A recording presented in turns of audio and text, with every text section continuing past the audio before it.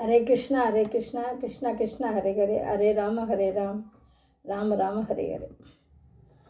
ஸ்ரீ கிருஷ்ணாய நமக, ஸ்ரீமத் ராமானுஜாய நமக.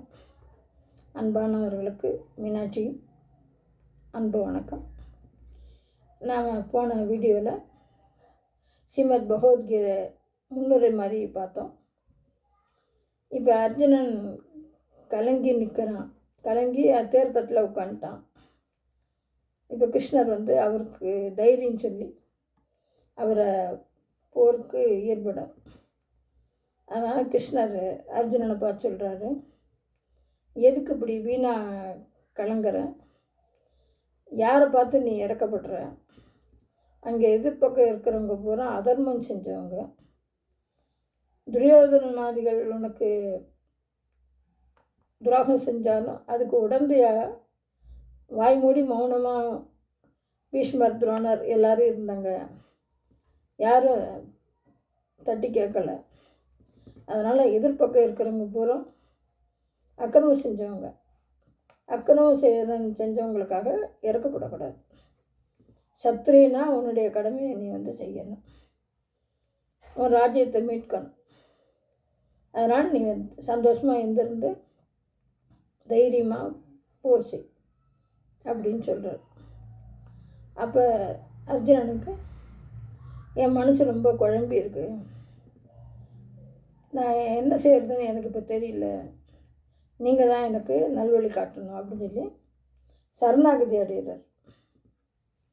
அர்ஜுனன் ஸ்ரீ கிருஷ்ணர்கிட்ட சரணாகதி அடைகிறார். அதுக்கப்புறம் தான் கிருஷ்ணர் அர்ஜுனனுக்கு உபதேசிக்க ஆரம்பிக்கிறார். இந்த பகவத்கீதை மொத்தம் 18 அத்தியாயம், 700 ஸ்லோகம். இதில் முதல் 6 கர்மயோகம், கொஞ்சமாக ஞான யோகம். அடுத்த 6 அத்தியாயம் பக்தி யோகம்.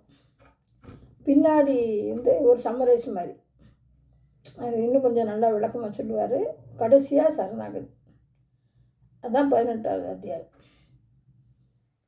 இப்போ இவர் அர்ஜுனன் இப்போ ஆரம்பத்தில் கிருஷ்ணருக்கு சரணாகதி அடைகிறார். அதனால் இப்போ கிருஷ்ணர் அவருக்கு நல்வழி காமிக்கிறார். இதுதான் அந்த 18வது அத்தியாயத்தில் நாமளும் நம்ம வாழ்க்கையில் எவ்வளோ கலக்கங்கள், என் சமயத்தில் என்ன செய்யறது தெரியாமல் முழிப்போம். இது எல்லாத்துக்கும் நம்ம கிருஷ்ணர் தான் தஞ்சம் அப்படின்ட்டு அவர்கிட்ட சரணாகதி அடைஞ்சோம்னா நமக்கு நல்வழி காமிச்சு நம்ம வாழ்க்கையை நல்லா முன்னேற்றத்தை ஏற்படுத்தி கொடுப்பார். அதுதான் பகவத்கீதையோட அதை படிக்கிறதோட நோக்கம். கிருஷ்ணர்கிட்ட நம்ம சரணாகதி அடையணும். நம்ம தான் எல்லாம் செய்கிறோம் அப்படின்னு நம்ம நினைக்கக்கூடாது.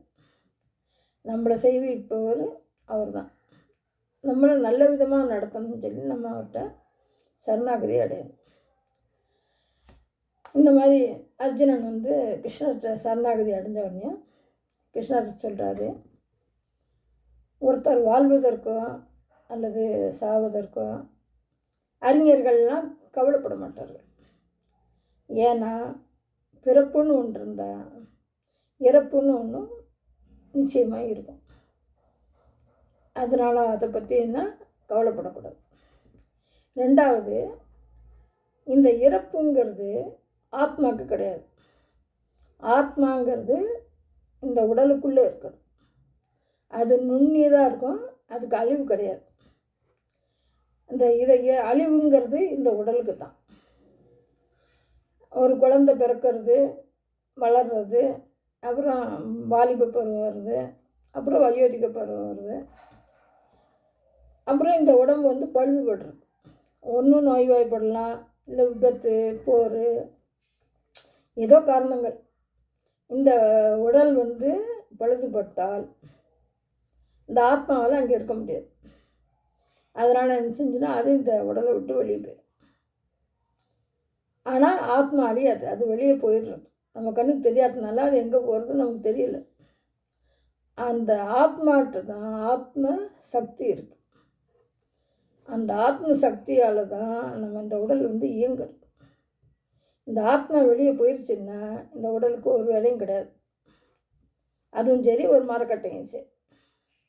உதாரணத்துக்கு நம்ம செல்லை எடுத்துக்கிட்டோம்னா சிம் கார்டு அது இருந்தால் தான் வேலை செய்யும்.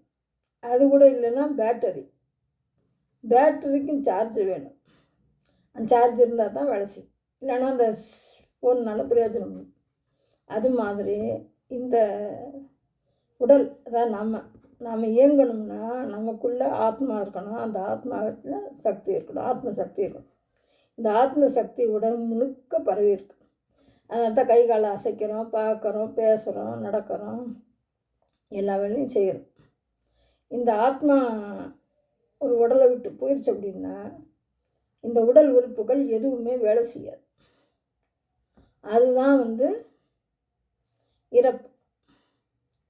அதனால் உடலை பற்றி நீ கவலைப்படாத, ஆத்மாவை பற்றி கவலைப்படு. ஆத்மா இன்றைக்கும் அழியாது. அதனால் நம்ம இந்த உடல் அழிகிறது, இவங்க போகிறாங்களேங்கிறதுனால நீ கவலைப்படாமல், சத்திரியன் உனக்கு சுதர்மம் போர் புரியறதான். அதனால் நீ தைரியமாக இருந்திருந்து போர் செய்யும்போது சுக துக்கம் லாப அதெல்லாம் பார்க்காம நம்ம கடமை நம்ம செய்யணும் அப்படிங்கிற ஒரே இதை மனசில் வச்சுட்டு நீ தைரியமாக எந்திரிச்சு போர் புரியும் அப்படின்னு சொல்லி ஸ்ரீ கிருஷ்ணர் அர்ஜுனனுக்கு உபதேசம் பண்ணுறாரு. அதுதான் கர்மயோகம். கர்மயோகம்னா நம்ம கடமையை கரெக்டாக செய்யணும். அதைத்தான் அவர் கர்மண்ய அதிகாரஸ்தே அப்படின்னு சொல்லி சொல்கிறார். அதாவது கர்மம் செய்யறதுக்கு மாத்திரம்தான் உனக்கு அதிகாரம் இருக்குது. அது பலனை பற்றி நீ கவலைப்படக்கூடாது. கவலைப்பட்டும் பிரயோஜனம் இல்லை. நாம் நினைக்கிற மாதிரி பலன் நமக்கு கிடைக்காது. அது எப்படி கிடைக்கிறதோ அதை நம்ம ஏற்றுக்கணும். அதனால் நம்ம நமக்கு என்ன வீட்டு கடமையாக இருந்தாலும் சரி, வெளியில் உள்ள கடமையாக இருந்தாலும் சரி, நமக்கு என்ன கடமையோ நம்மளால் முடிஞ்ச வரையும் அதை செய்யணும். அதுக்குரிய ரிசல்ட்டு பகவான் கொடுப்பார் அப்படின்ட்டு அவர் மேலே ஒரு விசுவாசத்தோட, நம்பிக்கையோட, பக்தியோடு நம்ம அந்த கடமையை செய்யணும். இதை நமக்கு வலியுறுத்துறதுக்காகத்தான் கிருஷ்ணர் அர்ஜுனனுக்கு அவர் போர் அப்படின்னு சொல்கிறது கடமை. அவருக்கு அப்போ அந்த நேரத்தில் கடமை. அதுக்காக கிருஷ்ணர் சண்டை போட சொல்கிறாரு அப்படின்னு நம்ம எடுத்துக்கூடாது. நம்ம கடமை என்ன? படிக்கிறவங்களுக்கு படிக்கிற கடமை. டாக்டர்னால் அதுக்கு தக்கடி இருக்கணும், வக்கீல்னால் அது தக்கடி இருக்கணும். ஒரு நேர்மையோட, நீதியோட, 4 பேருக்கு பயன்படி நம்ம வேலையை அமைச்சுக்கணும். அதுக்கு என்ன லாபம் கிடைக்கும்? உடனேயுமே அதில் லாபம் கிடைக்கும். ஆனால் அதுலேயே கவனம் வச்சோம்னா நம்ம வேலையில் கவனம் இல்லாமல் போயிடும். அதனால தான் பற்று இல்லாமல்னா இவ்வளோ வரணும், அப்படி இவ்வளோ இந்த லாபம் வரணும் அப்படின்ட்டு நினைக்காம அந்த வேலையில் ஒரு ஆழ்ந்த நமக்கு அதுக்குரிய நன்மை பலன் கண்டிப்பாக கிடைக்கும். பகவான் கொடுப்பார். அது கொடுக்கும்போது நம்ம அதை ஏற்றுக்கலாம் அப்படின்னு சொல்லி இதுதான் கர்மயோகம். பற்று இல்லாமல் நம்ம கடமையை செய்யணும், பகவான் மேல் நம்பிக்கை வச்சு செய்யணும், அவருக்கு சமர்ப்பித்து செய்யணும். அப்போ தான் நம்ம நல்லதாக செய்வோம். இதைத்தான் 2வது அத்தியாயத்தில் வலியுறுத்துறாரு. அதனால் நீ கலக்கம் இல்லாமல் இருந்திருந்து போர் செய்ய அப்படிங்கிறாரு. மீதி அவர் என்ன சொல்கிறாருங்கிறத பின்னாடி பார்ப்போம். வசுதேவ சுதம் தேவம் கம்ச சாணூர மர்தனம் தேவகி பரமானந்தம் கிருஷ்ணம் வந்தே ஜெகத்குரு. நன்றி, வணக்கம்.